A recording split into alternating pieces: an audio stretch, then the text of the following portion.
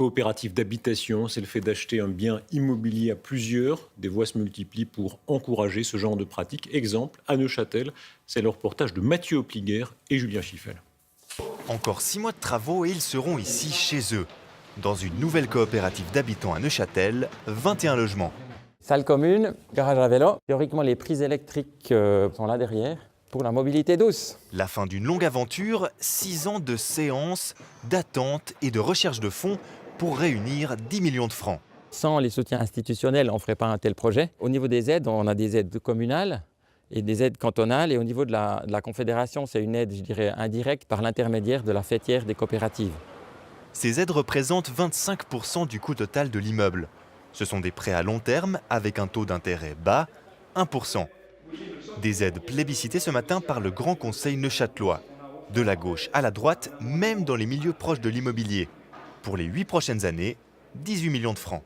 C'est un très beau projet de loi et ces 18 millions, n'oublions pas, il y a un effet de multiplicateur, ça provoquera 60 millions et d'investissement. Avant, on subventionnait les personnes qui n'arrivaient pas à payer leur loyer, ce qui posait le problème que ces subventions en fait enrichissaient des propriétaires immobiliers, alors que maintenant c'est vraiment l'aide à la pierre qui est préconisée. Ces logements y restent, c'est ça l'avantage, et ils ont aussi un effet stabilisateur sur tout le marché du logement. Stabilisateur puisque les loyers des coopératives sont stables et 15 à 20% plus bas que les loyers traditionnels. En Suisse romande, le phénomène reste anecdotique, mais à Zurich, l'effet est marqué. Dans le canton, un logement sur 10 est une coopérative. En ville de Zurich, c'est même 1 sur 5. Ça a